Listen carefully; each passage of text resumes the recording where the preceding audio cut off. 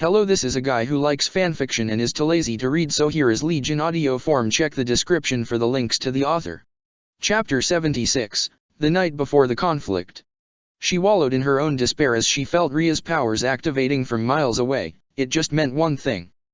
She will never see him again after tonight. She failed him. She can't protect him from Ria. She is too weak to oppose Ria. But how can she refute such a sound argument? How can she disagree with this method when Shay's demise can save thousands and thousands of lives? How can she argue when she is duty-bound to protect Fodlan no matter the cost? Byleth. Suthies. Called out. She flinched before she tensed again as she heard Suthi's voice.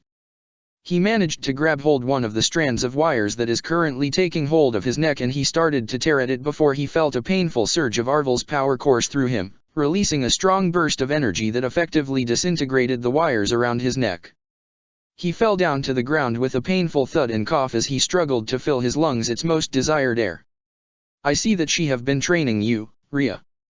Said emotionlessly, how utterly useless, and to think she deemed you worthy enough to be the receiver of her affection to the point that she made sure that you can defend yourself quite efficiently, she said as the wires shaped themselves into the form of several spears before she flung them to him. Professor, open up. Flayn. Said as she pounded on the door. Please, Flayn, Seath. Said with clenched fist as he felt Ria's power activating elsewhere. Enough, he said. You know that Shay is innocent and he meant no harm to anybody, yet Ria have already passed judgment on him and you let her force Professor to agree. Flayn cried out before she went back to pounding on the door. Are you going to let Ria just kill him like that? She asked. Flayn, please, Seath. Said as his fist started to turn pale from how tight he is clenching it. Stop, he said. Even if he won't admit it, the boy crept out on him and he found himself loving the boy as though he is his own son, and he is sure Eloise and the others thought so too, which made the whole affair earlier even more jarring as he watched Byleth's futile and desperate struggle to reason with Ria to spare Shay. Shay is not hard to love and he is not hard to be attached to. Not loving him and not getting attached to him is harder though. A loud thud brought him out of his reverie and him looked to the direction of the sound and found that Flayn managed to destroy the door from all the hard pounding she is doing, which is saying something since Flayn is still weak and that the door to the Archbishop's chambers is enhanced with magic to withstand Ria's strength. Professor. Flayn called out, only to be greeted by a dark and empty room. One of the windows is open, letting the cold winds of the guardian moon inside the dark and cold chamber that seems to be matching the current state of its own denizen's heart. The white curtain fluttered in the soft blows of the wind as though telling them that whoever opened the window have raised a flag of surrender for the war on their resolve and have already gave in to what they believed in, or rather the selfish side of their heart. Seath just closed his eyes. Professor, he muttered as he understand the young archbishop's decision. Just as the spears is about to hit him, a gush of white flames met the spears, melting them on the spot before a flash of white and green appeared before his eyes, shielding him from Ria. I thought we have come to an agreement, child, Ria said coldly. This confused him. Come to an agreement? Does that mean that Byleth was forced to agree? Did she oppose to this?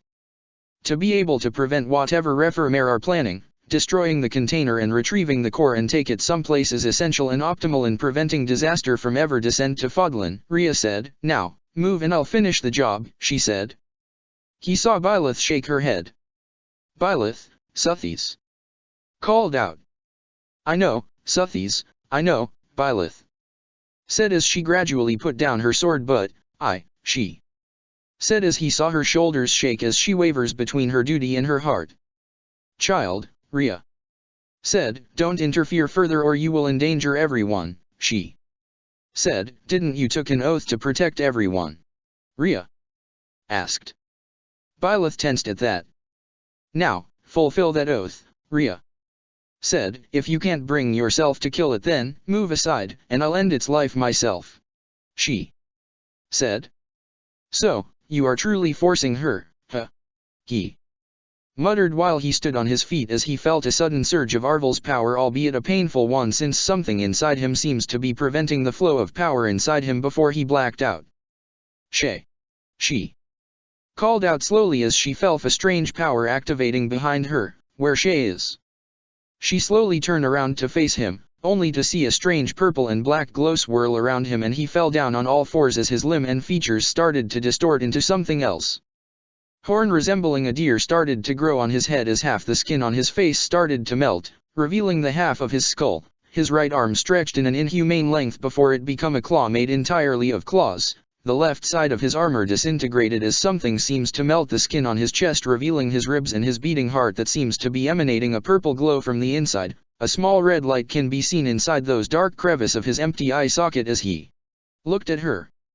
Shay let out a deafening roar that seems to be a combination of his own pain and something more demonic before he dashed in an inhumane and ungodly speed towards Rhea, hand at the ready to strike at her.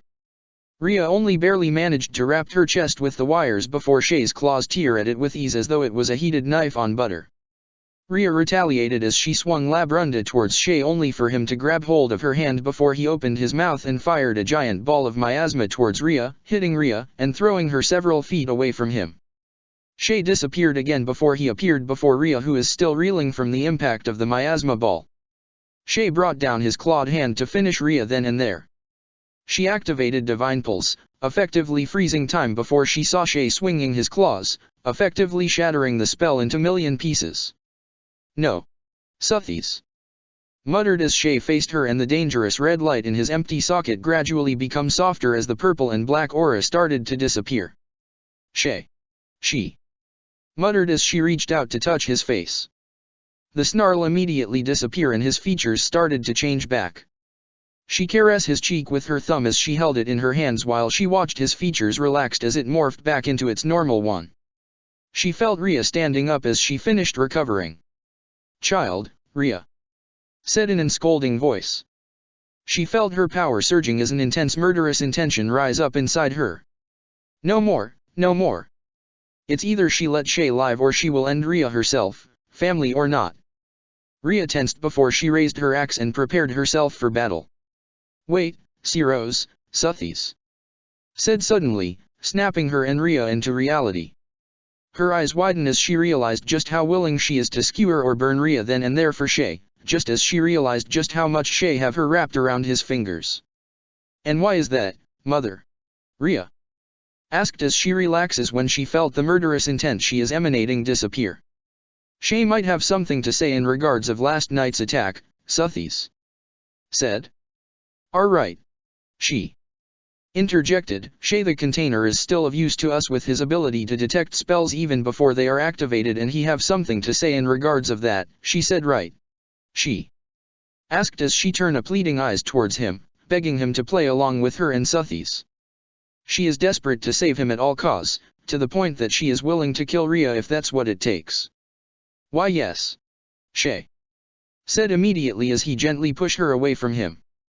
Something about that snapped her into reality again as she remembered that Shay must have found her touch quite disgusting. He might as well punch her physically if he is just going to deny her of the simple pleasure of being by his side.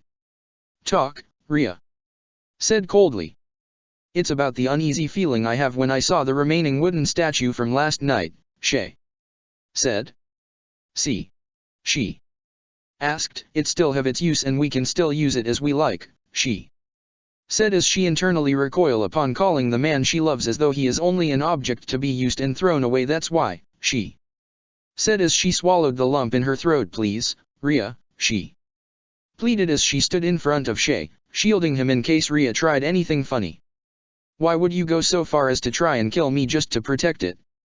Is it that important that you would risk the safety of Fodlan for a measly container?" Rhea thought as she looked her granddaughter in the eyes and saw only desperation to convince her to spare the container's life.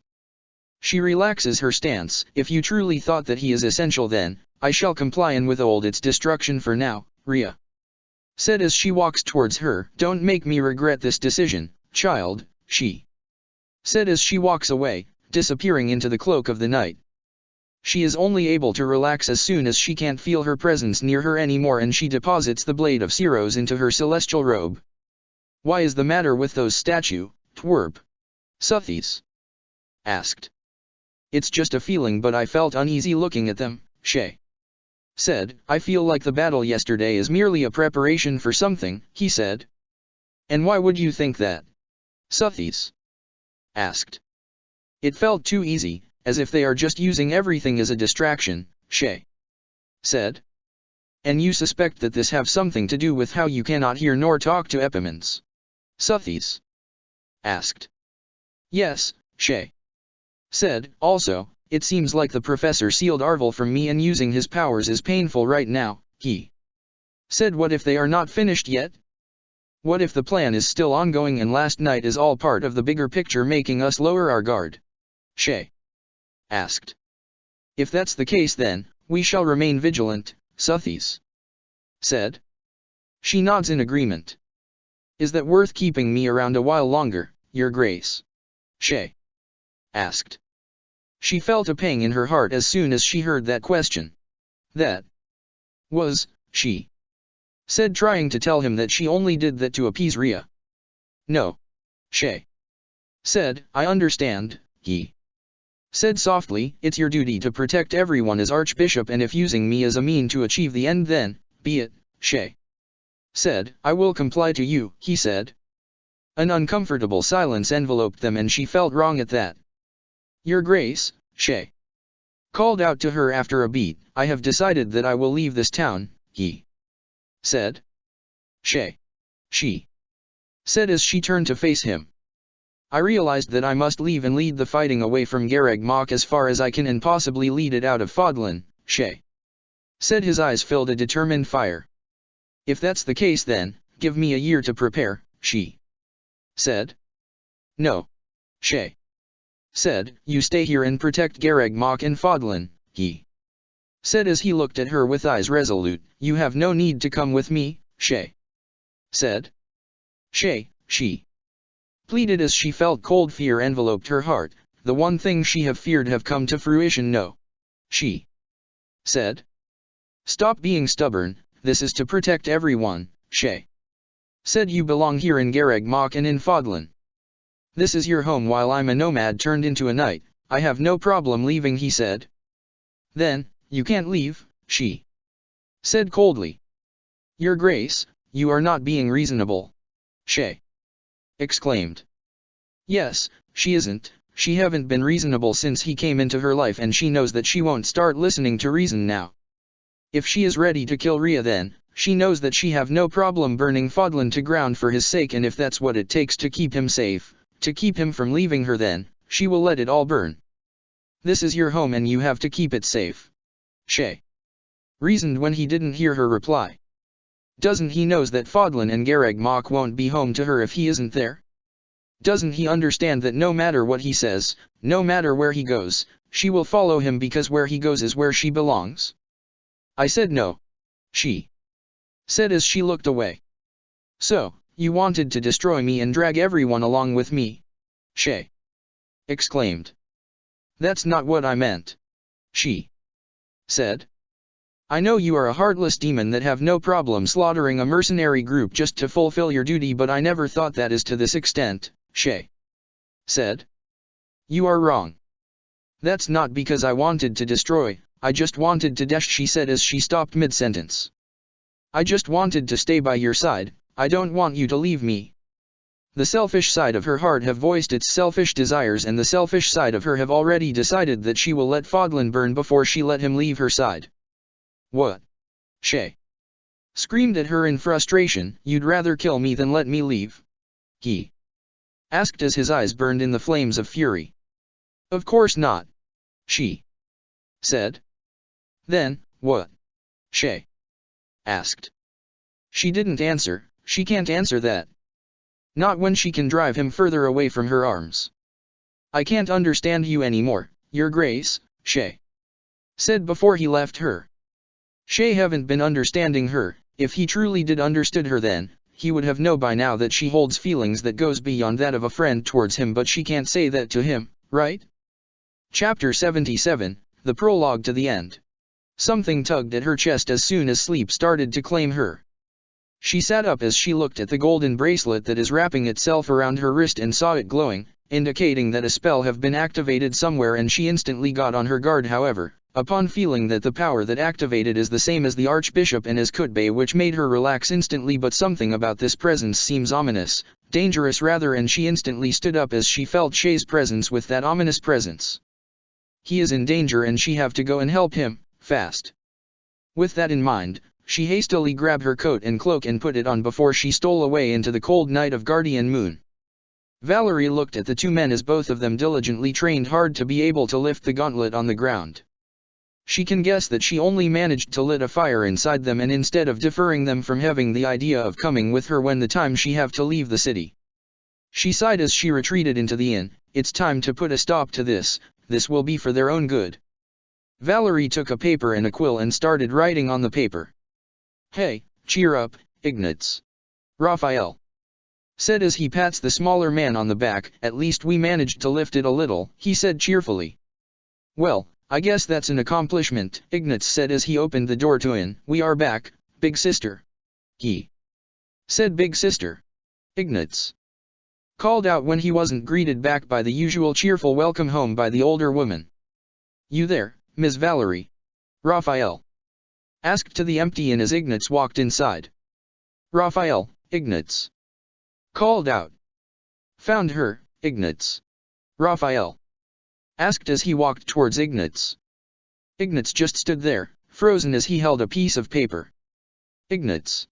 Raphael asked as he grabs the paper Ignatz is holding. Raphael froze upon reading the words before he crumpled the paper and threw it into the ground as he lose his temper before he stomped outside. Raphael. Ignatz called out as he followed Raphael to the back of the inn. Raphael attempted to lift the gauntlet once more but to no avail. Ignatz can hear Raphael grunting in frustration as the gauntlet refused to budge and before he fell down on his bottom, making him scream in frustration. Raphael, Ignatz muttered as realization hit him while he watched the man he considered his brother cry to the night sky. Valerie stood over the edge of the tower overlooking the monastery and the town below and smiled. Well, it's been fun while it lasted, she said as she turned her back to Gareg Mach, and just like that, she disappeared in a flash of gold and with the soft blow of the winds. He can feel himself calming down as the cool wind weave through his hair. With his head starting to cool down, he can finally think straight. Just what is her grace thinking? He thought as he leaned his head on the wooden trailing of the observation deck, and what is she going to say to me back then? Why won't she let me leave? He thought as frustration started to take hold of him once more. No matter how much he think of the reason behind why Byleth just won't let him leave, he just keep getting blanks in that regard. He just can't think of a logical reason other than her wanting to kill him later. But if that's the case, then she would have let Rhea kill him after he told his piece. Then again, maybe she indeed still have some use for him, and when he have outlived that use, she will end him herself. But her eyes, when she is telling Rhea that she still have some uses for him, her eyes is pleading to him to play along with her and Suthies. Is she trying to save him? If so, why? She is going to use him and kill him once he outlived his uses. Why would she want to save him? Just thinking about it makes his head hurt, and the only reason that is most likely to be a viable one is, no, she can't be. Why would she even think of him that way when she have the adoration and love of the King of Fodlan? Plus, he is probably just an object to her from the beginning. Byleth is just being nice to him just so she can gain his loyalty and his trust. Yes, that's it. That's the reason why she refused to kill him. She is just using him. That's all this is to her and nothing more. But thinking about all this just makes his head hurt. Sir Shay. A familiar voice called out behind him. He raised his head from the comfort of his arms and turned towards Sophia. Isn't it a bit late for you to take a walk, Miss Sophia? He asked as he shot her a smile. Sophia shakes her head. I can handle myself, she said as she tucked a strand of her curly brown hair behind her ear as the winds continue to softly play with it. I know you can, he said as he leaned his head back into the warm safety of his arms. Silence enveloped the two of them as they stood there and lost in their respective thoughts. Is it true? Sophia asked after a beat. What is? He asked as he lifted his head from his arms and turned to look at Sophia. That you are planning on leaving soon, Sophia said as she looked at the ground. Did you hear me and her grace talking? He asked with woeful smile. I'm sorry, Sophia said suddenly, feeling ashamed that she eavesdropped on something private between Shay and the Archbishop. I didn't mean to eavesdrop on you and her grace, she said. No, he said as he turned his eyes towards the sky. It just meant that I have an easier time explaining to you why I'm leaving and to say goodbye to you, he said. Another silence have enveloped them. Then, Sophia said after a beat, take me with you, she said. He immediately stood upright upon hearing her say that. Not you too, he said. So, the Archbishop have said the same thing, huh? Sophia said. More or less, he said, though, I doubt it was out of affection and camaraderie, he said as he looked away. Sophia didn't say anything. Well, as much as would to have a companion in my travels, I do have to decline your gracious offer, he said. After all, I can't drag you into the fighting and the bloodshed, he said. But Sophia said, trying to reason with him. It's too dangerous to be outside now, he said as he took his cloak off and put it over Sophia's shoulders. I'll walk you home, he said as took her hand and used shadow slide and teleported them to the monastery. She stood there still, even if Shay's back have disappeared from sight while the events earlier played out in her mind.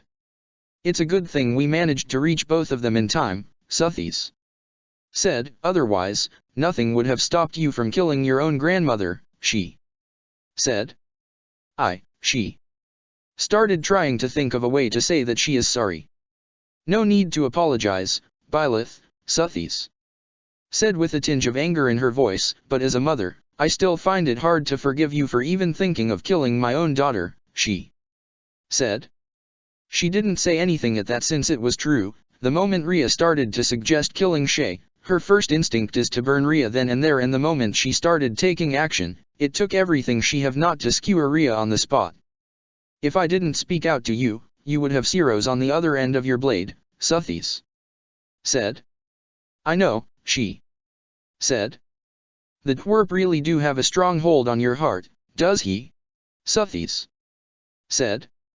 There is no denying it, even if he doesn't know it. She is more than willing to do anything for him, and she knows that if he ever demand her head, then she will deliver it to him on a silver platter after she removed it from her neck herself. This feeling, this overwhelming desire to please him, to protect him, to want him is scary, and she don't know what to do anymore. Child, Suthies called out.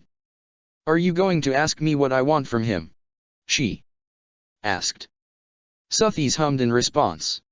Though I already know what it is, but I want to confirm, she said.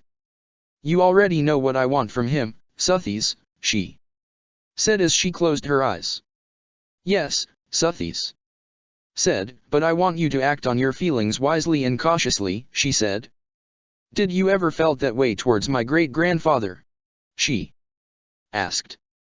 Every single seconds of life, Byleth, Suthies said. I see, she said as she looked up the nightsky once more. So, this is only natural, huh? She said. Yes, Suthies said. If left unrequited, it will only drive you into madness, and in your case, there is no turning back now. The twerp have you in the palm of his hand, and without even knowing how much he got a hold on you, she said. She heaved a heavy sigh that melted into the cold air of winter. Anyway, take a rest, since we have to oversee the burning of those wooden statues tomorrow, Suthies said. Save your strength in case that tomorrow would ring another battle, Suthies said.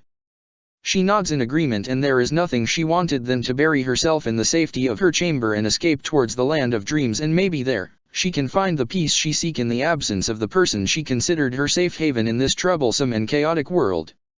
The next day, he stood by as he waited for the time they are going to burn those wretched statues.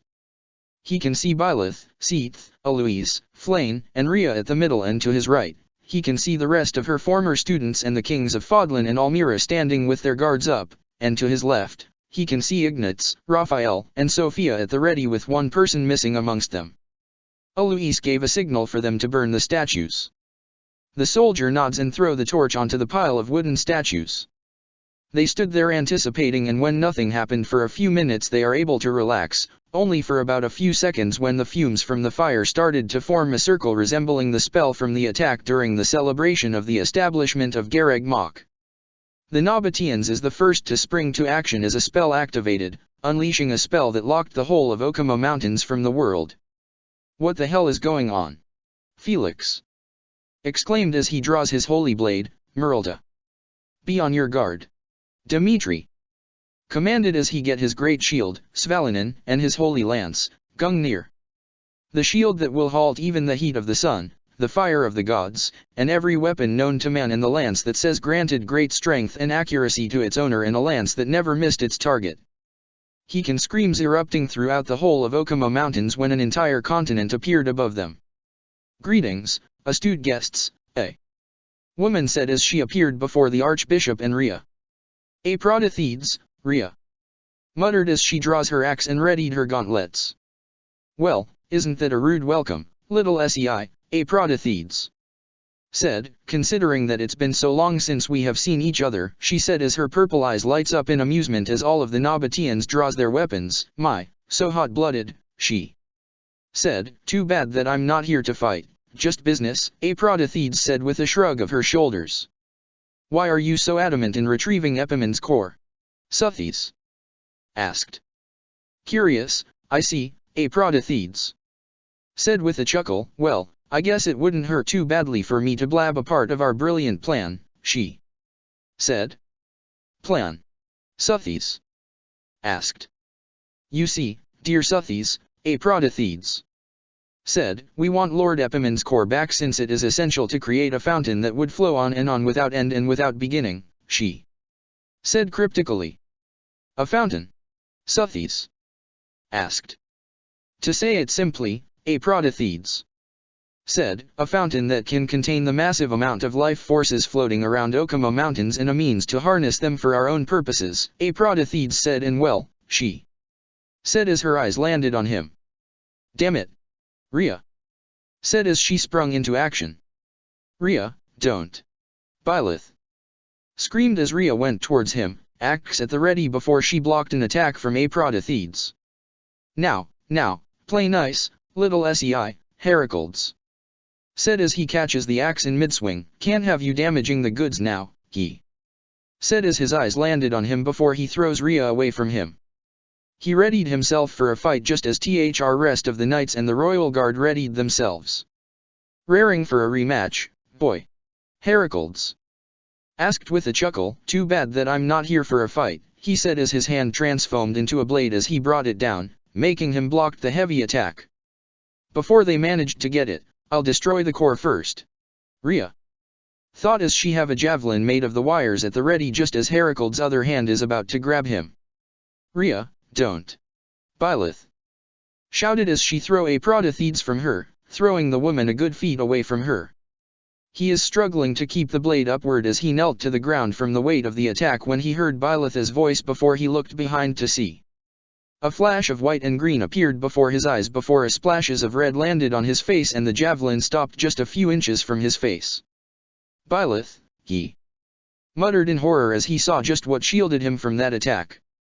Byleth looked back at him as her own blood flowed down her legs and onto the ground before her legs gave up and she fall to her knees, struggling to get on her feet to save Shay.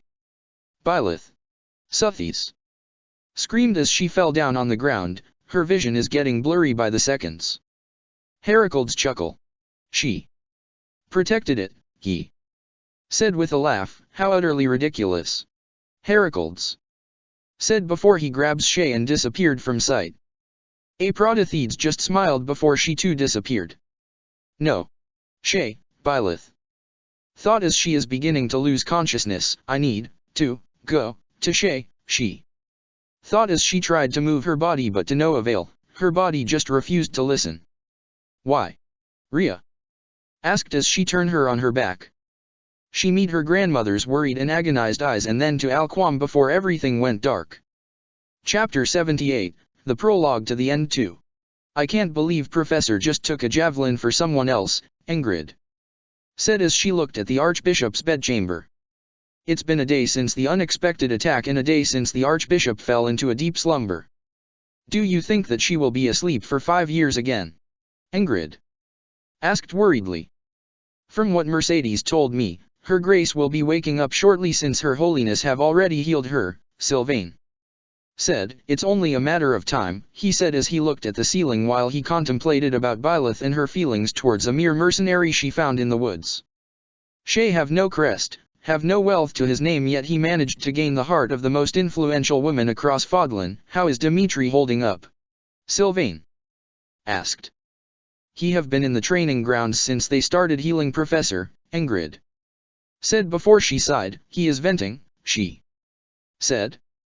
And Sylvain understood. Dimitri just watched the woman he loves take a javelin to her guts without hesitation, and he just saw a massive amount of blood seeping out of the professor. A lot of them have been on edge in fact since witnessing the sight of their strong and almost invincible professor fall like that. Rhea tirelessly attended to her one and only granddaughter as she waited for her to wake up. Why? Rhea asked as she looked at the sleeping face that so resembles her daughter's. Why would she risk her life for its sake? She asked. You already know the answer to that, Suthies said. But, Rhea said, why a container, an Agarthan of all things, why an Agarthan container? She asked. It will take some time to explain, Siros, Suthies said.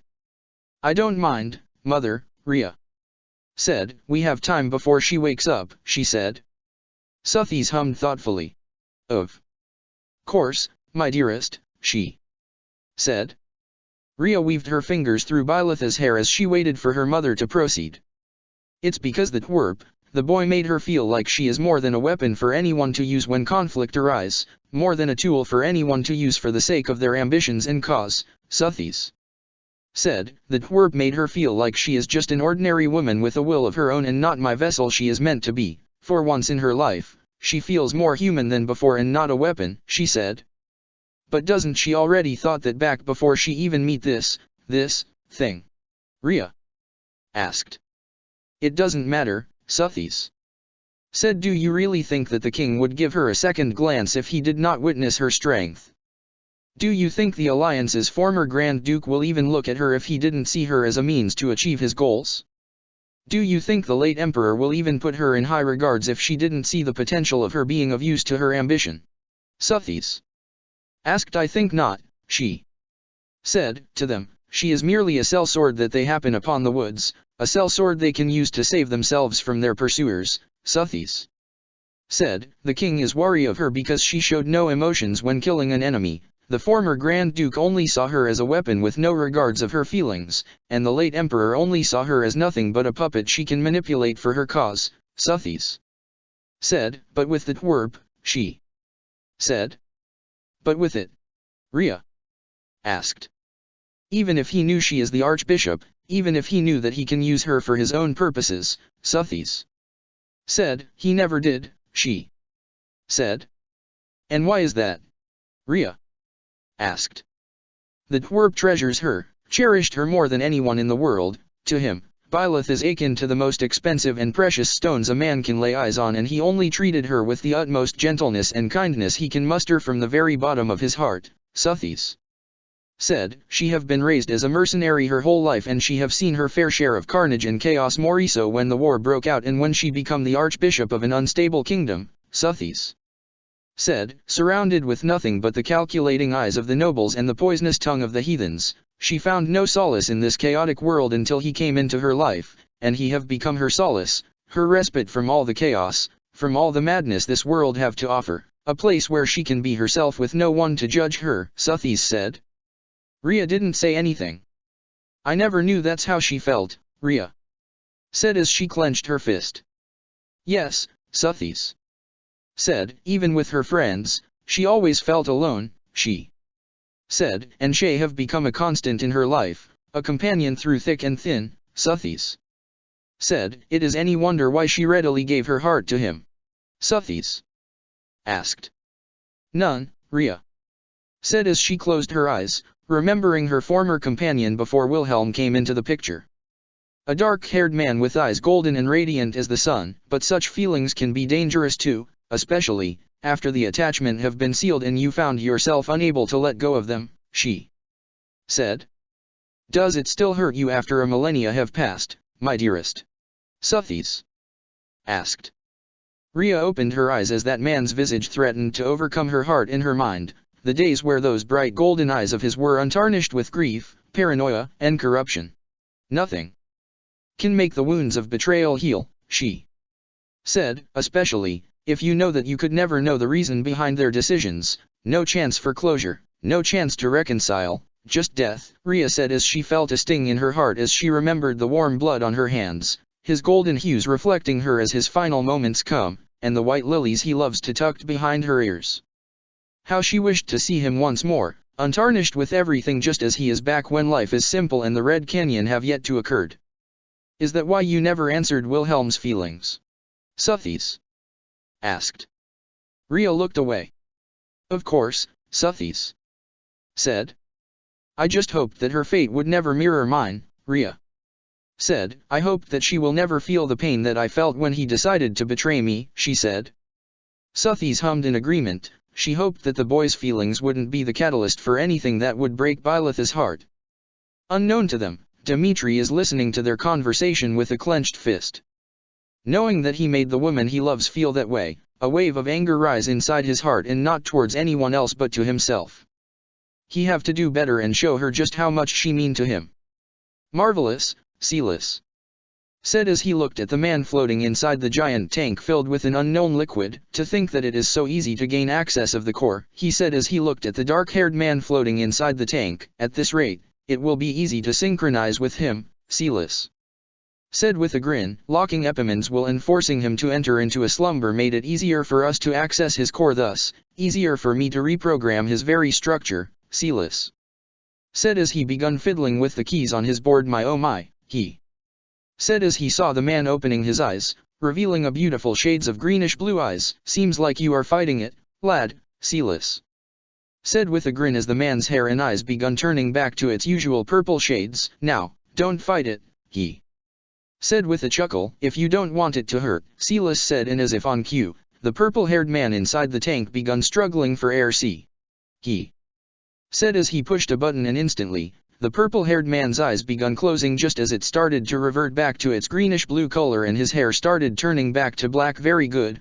Silas said as he continued fiddling with the buttons. Now, only a few tweak here and there and we are ready to create the fountain of life. Silas announced to no one as a massive amount of power was released from the tank. Now, open the gates to the rift in this world and into that world of nothingness. He said as a massive trembles was felt from above. Seems like it's almost time, Heracles said as he felt a massive tremble. Are you sure you are ready for this? He said as he turned his eyes towards the silver-haired younger woman. My Hestiathades, he said. Hestiathades merely nods. As she said, and I don't recall being yours, Hestiathades said as she stood up and picked up her golden staff. Ignis Flugzu. A shame, Heracles said. Hestiathades tapped her staff in the marble floor of the sanctuary before a magic circle appeared underneath her, bearing the crest of Agartha. The tank appeared before her and a spark of excitement can be seen from her purple eyes.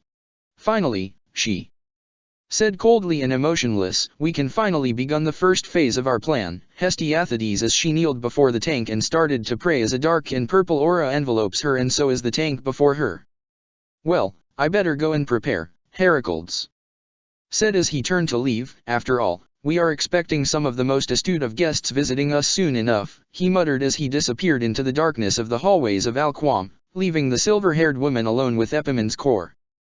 Rhea was instantly roused from her slumber as soon as she felt a tremor. Mother! She called out urgently. This is bad, Suthies said in panic. Is it? Rhea asked. We have to stop them immediately. Suthies said. So, this is what they are planning all along, she muttered under her breath, and Rhea can almost hear her mother gritting her teeth as she muttered those sentences. Rhea was about to say something when she heard Byleth groan softly. Byleth! She called out as she walked towards the motionless figure of the young archbishop and saw her eyes open, albeit a little groggy as she tried to focus her vision before it widened. Shay! Byleth!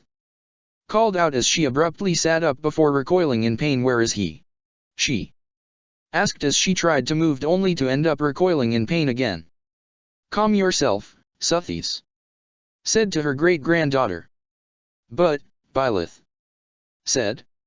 Arguing now would be pointless, Suthies said. Shay have been taken to Alquam, she said. Byleth's blood run cold as soon as she heard that. She turned to where Suthies as slowly as she tried to process the information she just obtained. And it seems like they are starting to move, Suthies said. Then, we need to go, Byleth said as she threw the blanket aside, trying not to recoil from the pain that shot up from her abdomen. Stay your arm, Byleth, Suthies said. But, Byleth protested before she groaned in pain as she held her stomach. Shay is in danger and, I have to go to him, she said as she went out of bed and painstakingly walks towards the door. Be reasonable here, child. Rhea said as she forced Byleth back to the bed. You are still weak and she said. Byleth slapped her hand away from her and pushed her off the bed. I wouldn't have been weak if you stayed your hand, grandmother, she hissed angrily. You know why, Rhea said angrily. You are the one who disobeyed me and decided to break your oath to Fodlan, she said. And I told you to wait, Byleth said. If only you have waited and not act on your own, then Shay would still be here, she said. It's for the good of Fodlan, Rhea argued. And Fodlan is in danger because you refused to listen to me, Byleth shouted back. Out of the line, you two, Suthies shouted, effectively putting a stop of the argument between grandmother and granddaughter. Instead of arguing of whose fault this is, I want you both to cool your head and decide our next course of action, Suthies said. I want both of you to focus at the task in hand, and that is retrieving Shay from Refermer, she said as firmly as she can. Both women stopped arguing the moment both of them heard Suthies and just glared at one another before they both heard someone clearing their throat. We are going to check on you, Teach, Claude said as he entered the room. But I guess we came in a wrong time, he said with a wink. Not the time, Claude, Byleth said with a glare, telling him that she isn't in the mood to accommodate his attitude today. No need to glare at me like that, Claude said with a scratch of his head. I know having your lover get kidnapped right under your nose is frustrating, but no need to be hostile towards me, he said. Because I wasn't the one who did the kidnapping, Claude said. But you brought the main reason why it happened, Byleth said. Did you betray Fodlan, Claude? She asked. After the effort you put for your dream of a just world, Byleth asked. Don't be like that, Professor, Dimitri said as he entered the room. I'll talk to her, Claude, he said. Byleth looked at Dimitri as she waited for him to continue. This is due to his brother, Dimitri said. But what purpose does his brother have to collaborate with Refermer? Byleth asked. Maybe they promised Shahid the glory of being the conqueror of Fodlan if he helped them infiltrate Gareg Mach, Claude said. They promised to get him my throne and the conquest of Fodlan and beyond, he said.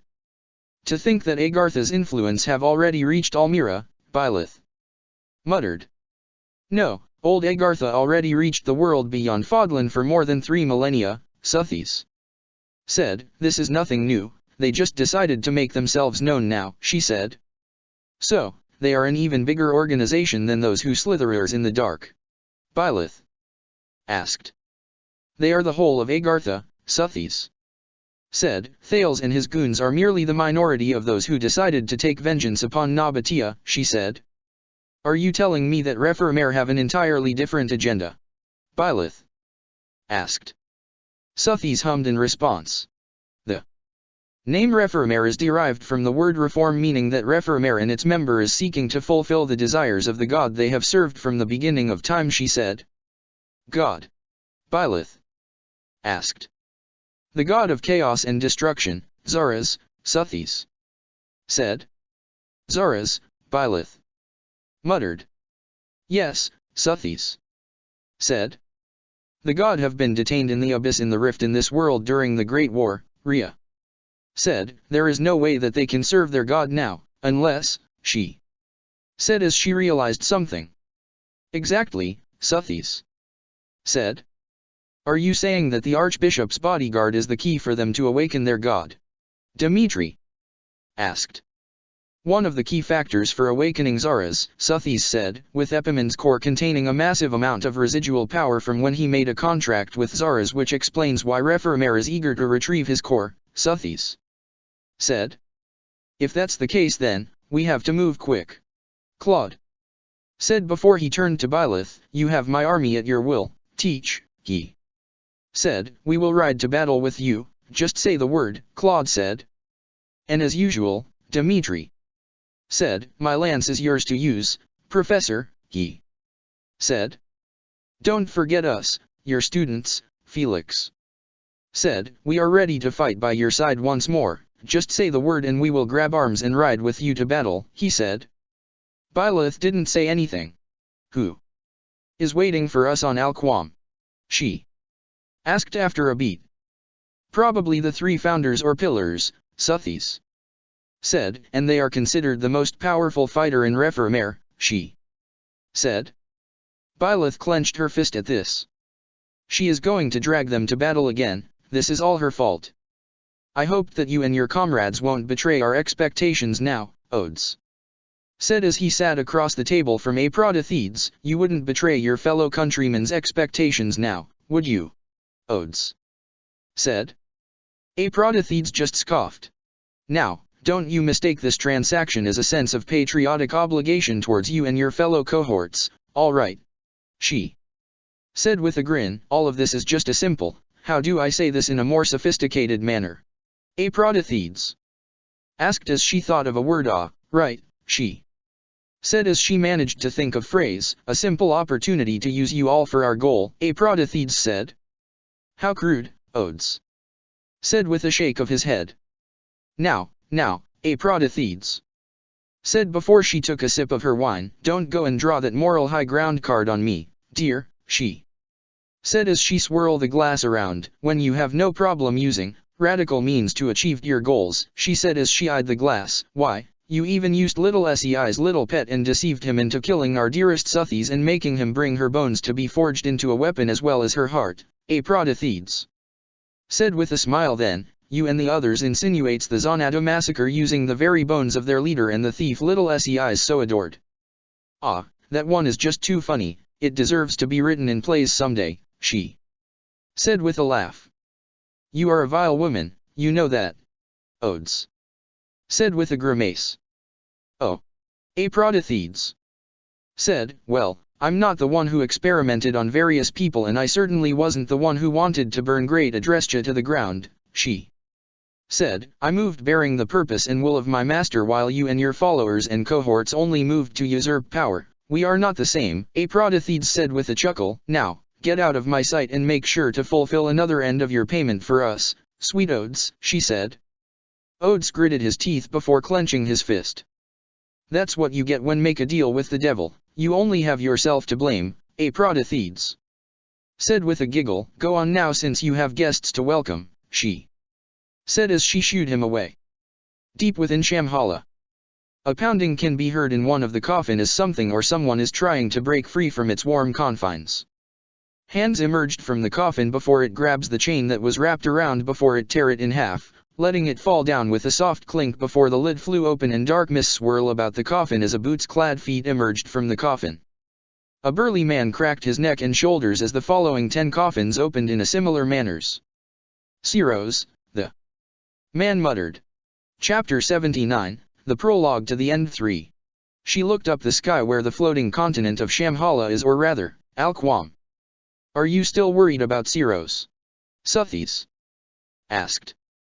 She is pretty adamant in regards of killing Shay, she said, and I don't know what to do now since the meeting have been adjourned, she said as she leaned her head on the railings of the balcony of the stars. With all the important generals and officials of the church and kingdom present, Suthies said, I'm sure that they will side with Ceros on this one, she said. She groaned in frustration at that. she knows that the kingdom's officials have no problem suggesting killing Shay since they are the same people who wanted her to choose her life partner among their ranks, and to them, Shay is the very obstacle that is blocking their ambitions to become a reality. But the church's officials, those people caught her off guard in just how readily they are to hand out an execution notice for Shay. Not surprising since some of them wanted you for themselves, Suthies said. She groaned as a response. Well, you are the Archbishop and probably the most powerful person in Fodlan, more so than the king himself since the day we become like this, Suthies said. I'm aware, she said bitterly. At this rate, no one will ever see me as a person but a means to better themselves in life, a vessel for the goddess or worse, she muttered. It seems like a lot have been troubling you, milady, Dmitri said from behind her. A lot have been troubling me lately, Mitya, she said as she stood straight, but nothing have troubled me as much as this, she said as she looked up the sky. Because of the night, Dmitri said. I can't lose him, she said as she closed her eyes. Not to them, not to the church, not to anyone, she said as she took a deep breath, feeling her hands shake in fear as she thought of the horrible things Shay must have endured in Alquam by now, and here she is, just standing, waiting and planning for their strategy for infiltrating Alquam. This is perhaps the first time I saw you so fearful, so vulnerable, Dmitri said.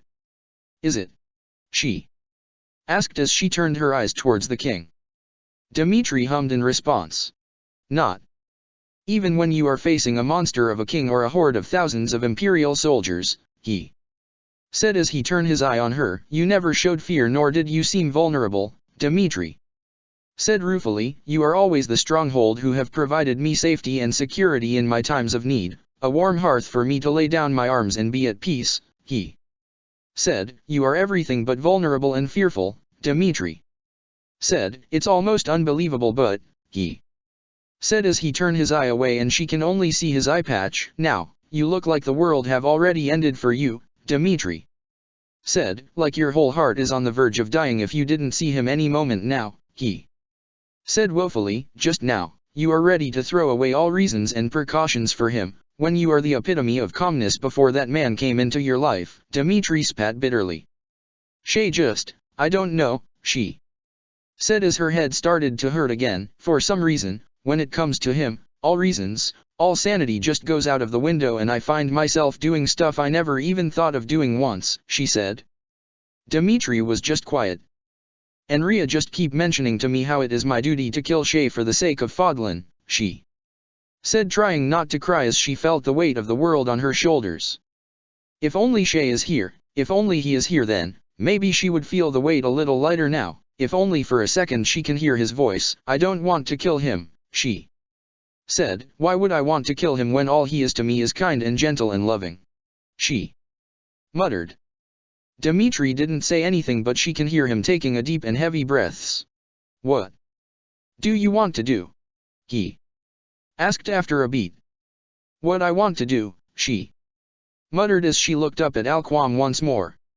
You too, Felix said behind them. Both her and Dmitri faced Felix in response and was greeted by the sight of a distressed Duke. Felix, what's wrong? Dmitri asked. Felix took a deep breath to compose himself before he straightened his posture. There is an emergency, he said. An army was spotted marching under the banner that bears the crest of flame, Your Grace, Alois said. Not only that, but one of the enemy's general was wielding the sword of Creator, he said. Both her and Ria shared a look at that. Did someone broke inside the holy mausoleum? She asked dreadfully. Me and Ingrid already checked the entrance, but it appeared to be undisturbed, Felix said. Suthies, is it possible to duplicate the sword of Creator? She asked. Not that I know of, Suthies said. As far as I'm concerned, the hero's relic is made of the bones of my comrades during the 3000-year war, and if I can guess, the replica relics are made of agardium, she said. If I can recall, she said as she looked at the pendant hanging on her neck. That's the same stones that we have confiscated after the rebellion in Harpstring Moon, she said, recalling the crates after crates of unknown metal that they have confiscated after they managed to regain control in Hrym. Are you saying that they planning to send those to Almira? She asked in shocked. If I'm correct in assuming that the remaining members of Thales goons are now working with Reformer, then, maybe, Suthies said. At any rate, this is going to bad for us, she said as she looked at her former students seated on their respected places in the war table. How so? Dmitri asked. If I can take a guess on who those armies belongs to, she said. They are marching under the banner of the fallen king, Nemesis, Rhea said as she closed her eyes, and that includes his 10 elites, she said. Minus Maurice, since we already slayed the man, Suthies said. So, what do you want us to do, Your Grace? Alois asked. She contemplated for a while. If the army with Nemesis is indeed marching towards them, then there is a possibility that some of Reformer's soldiers are among their ranks, but she can also guess that the 3 founders are the ones guiding Alquam and Shay. The Knight of Ceros will be fighting alongside the kingdom's army and with the Almiran's army, she said. Seath, Rhea, Flane, and I will be heading to Alquam and retrieve Shay, she said before she turned to Seath. If you are opposed to us taking Flane to Alquam with us, then dash, she said. I'm, Seath said as he looked at Flane, but knowing that Flane would do everything in her power to help a friend in need, then, there is nothing I can do, he said. She nods. We better be prepared to head to Alquam, she said. Alois, she called out to the man she and Shay have grown to view as their father figure. At your service, milady, Alois said as he bowed. Help them with the preparation and steel yourself to greet the army, she said before she turned to Shamir. Any news about the location of the army? She asked. Last I heard that they have forced General Holst to retreat back to Goneril and is now somewhere near the border of Gloucester and Garreg Mach, Shamir said. So, we have to make a hasty preparation, huh? She muttered before a church's soldier burst through the door of the cardinal's room. Why, Your Grace? The soldier called out as he tried to catch his breath. What is it? She asked, almost afraid to know what the problem is. A woman claiming to be a member of House Frildarius is waiting for you at the balcony of the stars, the soldier said. Greetings, woman said as she admired the floating land above them. Your Grace and Lady Ceros, she said as she faced them, and she was greeted by the similar brown-colored eyes as her former students, except this one is tinted with red and black, giving them a more demonic undertone. The woman looked like Felix if he were a woman. And you too, Sikal and Sethlin, the woman said. Felicia, Rhea muttered. It's been a while since we can talk in a civil man like this, Sei, Frildarius said. However, how much I want to stay here and chat with you just like old times, she said. I'm here on behalf of Lord Nemesis, she said. What does that man want? Rhea spat. Lord Nemesis is giving you a day or two to prepare for battle, Frildarius said. Oh. Rhea said. I assume that his consideration is not without cost, she said. I'm afraid not, Sei, Frildarius said with a shake of her head. She saw a spark of something resembling happiness and excitement inside her grandmother's eyes. What does he want? Rhea asked. To meet you, Frildarius said before she looked up the sky again. He knows that you are not going to meet him in battle, and he knows that you are going to that floating thing, she said. Lord Nemesis wanted to see you before you head out, Frildarius said. Rhea closed her eyes and took a deep breath. All right, she said after a beat. If that's what it will take to make him stay his hands for a while longer, then I shall abide, she said. Then, Frildarius said before she whistled for her Pegasus. Let us away, Sei, she said as the dark-colored Pegasus appeared behind her. Rhea nodded before turning to them. I'll be right back, all of you continue to prepare, she said. I'll go meet that man, Rhea said before she turned towards Frildarius. He tapped his finger against his forearm as he listened to the argument inside the cardinal's room. Voices trying to sway Byleth into destroying her most trusted and loved knight as soon as they managed to secure him, and he already know her answer. Byleth would always refused. There is no way Byleth would hurt her knight considering that she put her life on a line for him. Having a hard time listening to them. Claude asked. He grunted in response. She is pretty adamant about not killing that knight, and Professor is a stubborn one if I know her any better, he said as he felt a pang in his heart. He understand that she and that knight have been through a lot, but her unwillingness to kill him even if killing the knight will benefit all of Fodlan is just beyond unreasonable. Does it leave a sore spot that she choose not to ask you to come with her when they go to that floating continent? Claude asked. He closed his eyes as he felt the sting of being insufficient for Byleth. It's just that, I thought she will come to see me as a reliable man after years of knowing one another, he said as he clenched his fist, a man she can seek shelter whenever unease stormed her days, a man she can find the solace that she needed when started to turn chaotic, he said. Instead, she found that with someone else, he said as he closed his eyes, remembering the ways Byleth looked at her knight, how it looked like she is looking at her salvation, her heart, and her everything, how those rare and mesmerizing smiles of hers softened in a loving light whenever it is directed towards the knight. Claude heaved a heavy sigh at that. You were always attracted to Teach, he said. And I'll always will, he said.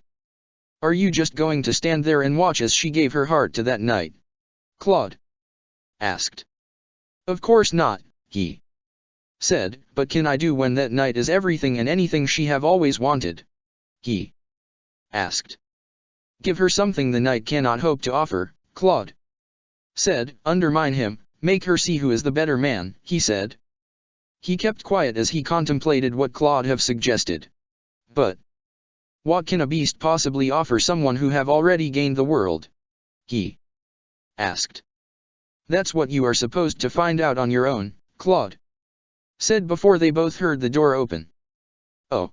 Byleth said as she looked towards them. I didn't know that we have a couple of eavesdropper, she said with a tired smile. Can you blame us for our curiosities? Claude asked with a wink. So, how did it go? He asked. As soon as Rhea come back, we will go into battle, Byleth said. And your decision? He asked.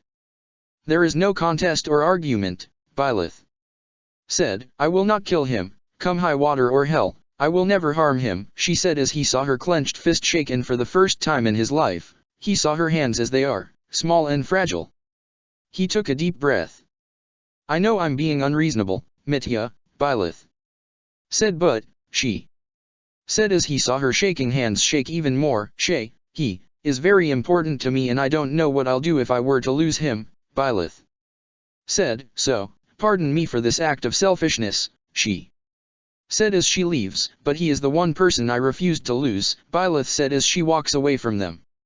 I will pardon everything that you will do, he thought as he looked at Byleth as retreating back as he saw her shoulders slumping down. Right now, she looked so fragile and helpless as the weight of her decision and her duty have fall down on her all at once. And I will do anything that I can to lighten the burden upon your shoulders. I apologize for not seeing it sooner, he thought as he imagined the hardship and pain she must have endured as she thrust in the world of nobles, and when that night came into the picture, she must have finally found the solace she have been looking for, and here he is getting envious on how that man managed to catch her attention and gain her love for himself when that man did everything he could to be by her side through thick and thin, while he is here doing nothing as she is bombarded by nothing but doubt and judgment from others. He will make it up to her somehow. Chapter 80, The night before the battle. She entered the ruins of her mother's garden back in the days of Great Adrestia. As she is getting lost to the memories of the much simpler days, she suddenly felt someone gently tucking a flower behind her ear. You would be an easy kill if you were this distracted, eh? Deep voice said as his large and callous hand gently caressed her cheek. Rose, he said softly as though he is singing a love song to her. She looked up and saw the eyes of the man she so despised and adored. And why didn't you take that chance, Nemesis? She asked. It is hardly fair, Nemesis said. She scoffed at his answer. What do you want? She asked. Nemesis hummed as he held her cheeks between his cold and callous hands, gently and lovingly as though they never have been archenemies millennia ago. Was wanting to see you not reason enough? He asked. She slapped his hands away. You are just wasting my time, she said. I was preparing to go to Alquam and here you are getting in my way, she said with a glare. It can't be helped, Nemesis said. And a tensed and uncomfortable silence wrapped around them as Nemesis stood before her, towering over her like an oppressive tower, a tower that she once looked at as her solace, her home, and her fortress millennia and a half ago. Why? She asked after a beat, unable to bear the pain of not knowing why he betrayed her after everything they've been through, after everything she have given to him. Nemesis was quiet for a moment. It doesn't matter now, he said as he shakes his head. No. She said as she reached out to grab his hand. I want closure, I want to know that you have a good reason to do what you have to do, she pleaded. At the very least, give me peace before you go once more, she said as she tightened her grip on his hand. Please, she muttered as she leaned her forehead on his chest. Set me free, she pleaded softly. Nemesis pulled her into his chest and wrapped her in a tight embrace.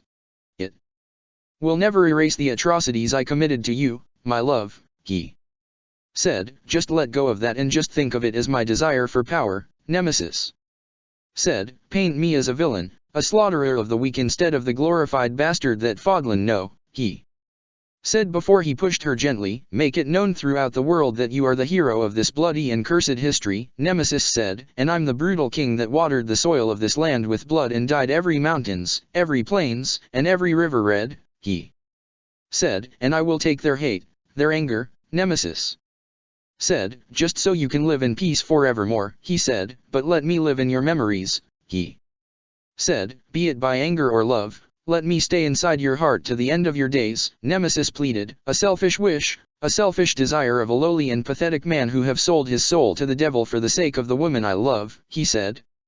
She wrapped her arms around him after a moment, after she managed to decipher the meaning of his word, and that is how she found her key to freedom from this burning and agonizing grief. If hiding the truth from me is your way to hurt me, then let me be cruel to you, my beautiful monster, she said as she reached out to touch his cheek. I will never let go of you, she said. Let no one, not even death, shall loosen my claws from you, and when the time comes I shall join you, she said as she caressed his cheek with her thumb. We will fall together into the abyss, and until we turn into nothingness, you will be mine to hold and mine alone, she said darkly and lovingly. Nemesis merely closed his eyes. If you so desire, then let it be done, he said. I'll be waiting for you in between life and death, Nemesis said, but grant me one more wish, Ceros, he said. Speak, she said. Don't go rushing to join me in death, Nemesis said as he pressed his forehead on hers once more and put her hand over where she should have felt the steady and strong beat of his heart. Live long and live freely into that eternal blue sky, he said. If you wanted me to suffer any longer, then you shall have it, but I will collect my dues from you, she said. Nemesis nodded.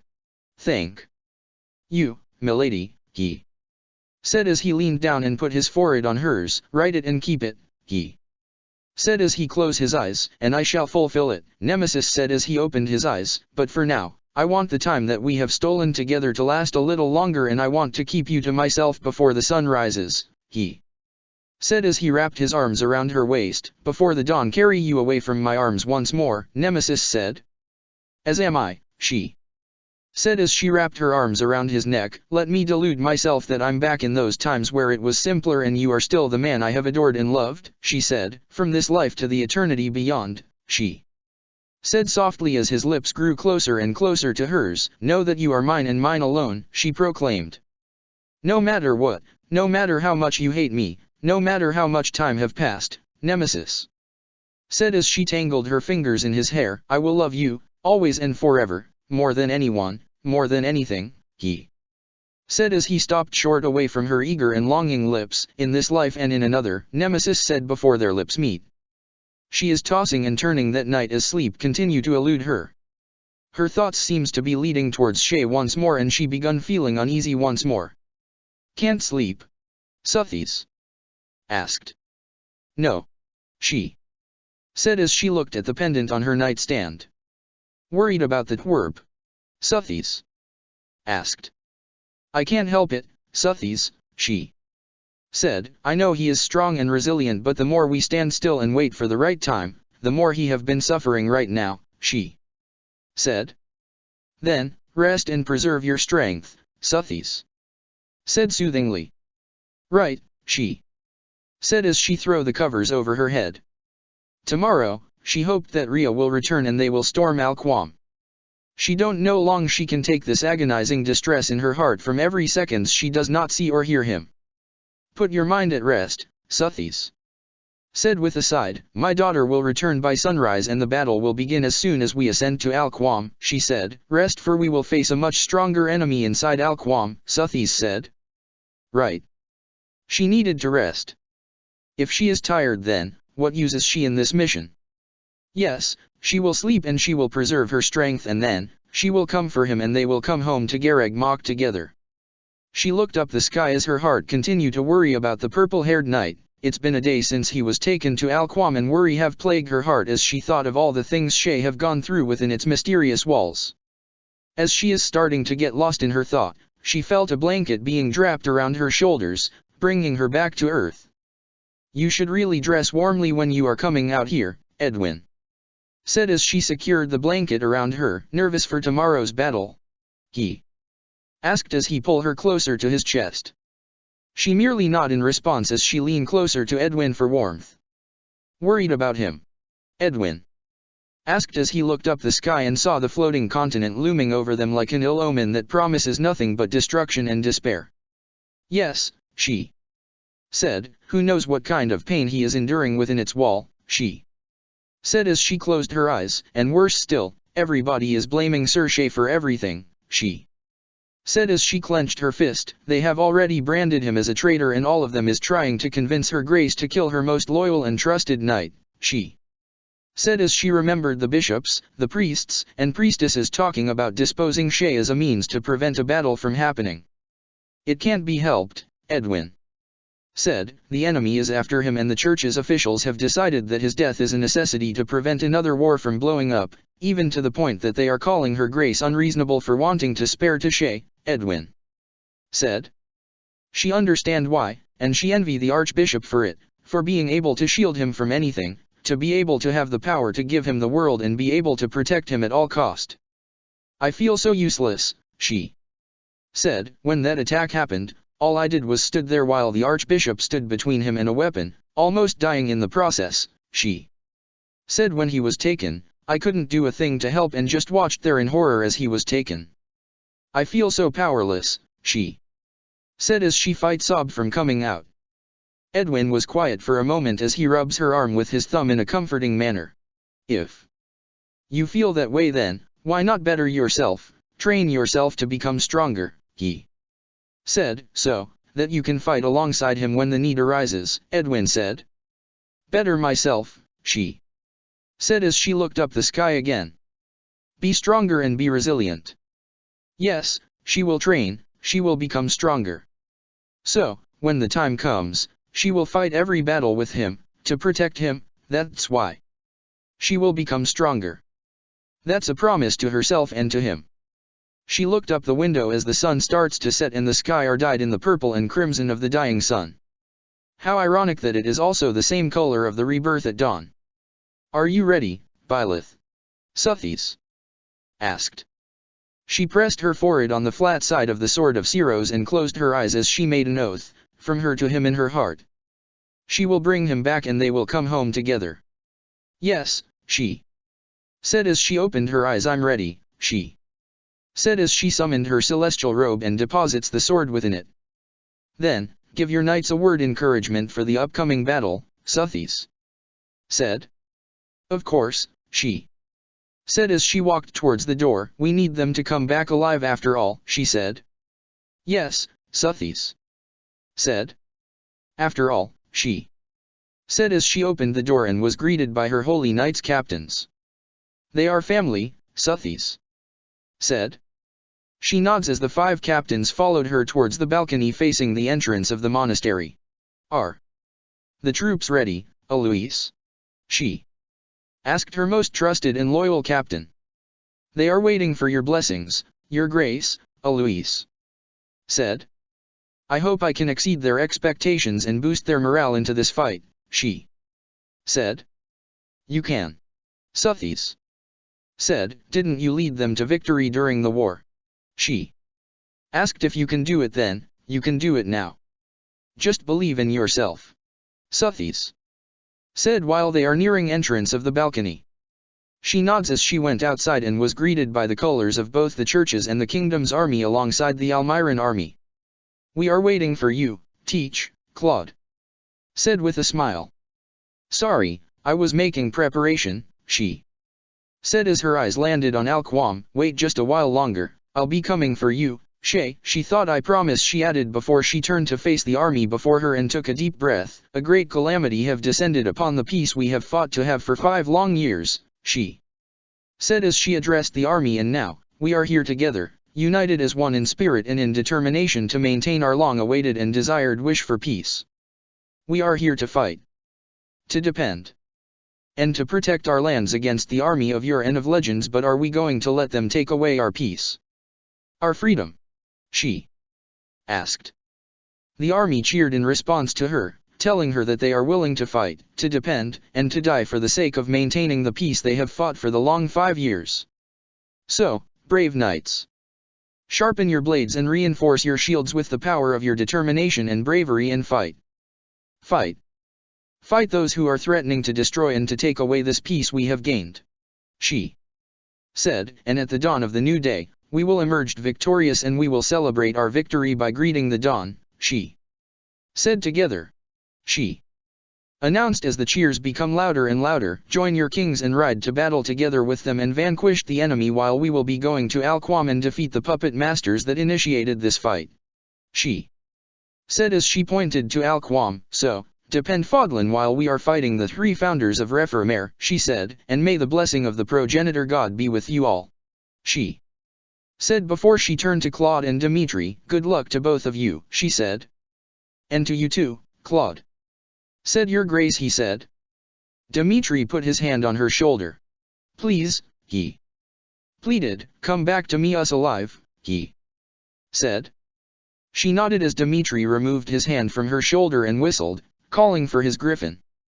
There is a funny story on how he managed to acquire the creature, but that's a story for another time. Knights of Faergus, we ride to battle, Dimitri said as he jumped on the back of the griffin, wielding both Svalinen and Gungnir. Let's go, Claude said as he jumped his wyvern's back. We fight under the moonlight and we will greet the dawn together, he said as thousands and thousands of wyvern flyers soared to the sky and towards the fields south of Gareg Mach. We shall be off, Rhea said. She nods as Seath and Flame mounted Seath's wyvern. A moment, Byleth, Suthies said. What is it? She asked. May you summon Gibalg? Suthies asked. She merely nodded as she summoned the celestial robe and withdrew Gibalg from it. Why? She asked. I shall bless it, Suthies said. And why do that? She asked. Gibalg belongs to someone who have promised to safeguard me come what may, and the twerp is essentially the same in that regard, Suthies said. This lance, may it make its wielder be ever more steadfast and resilient, may it be an instrument to protect thine wielder's mistress forevermore, she said before the lance glowed in a bluish-white light. There, Suthies said. All it have to do is find the hands that will wield it, she said. Thank you, Suthies, she said as she deposits Gibalg into her robe. Shall we now depart? Seath asked. She nods. We shall, she said as she and Rhea jumped up, calling upon her wings while Rhea transformed into the Immaculate One and they started to ascend towards Alquam. Red Eyes watched as a white and green light alongside a white dragon ascended towards the floating continent and heaved a heavy sigh as the owner of those eyes muttered a final farewell to the woman he have loved and he have shredded to million unrepairable pieces. May we meet again, and this time, may we meet in an era of peace and harmony, he said. My light, he said as he turned around while dropping a white lily on the ground, a tribute of luck to the woman he have always called his world. Aphrodite smiled as she felt the 5 Nabateans getting closer and closer towards Shamhala and inside Alquam. Well, I must go now, Heracles said as he grabs his great spear. I have a guest to greet and it is quite rude not to give them a warm welcome to our humble abode, he said. You do that and I shall sip on my drink until it is my time to give them my own welcome, Aphrodite said as she run her finger along the blade of her dagger and grinned as she felt her own warm blood flowing down her finger. I can hardly wait, she said with a chuckle.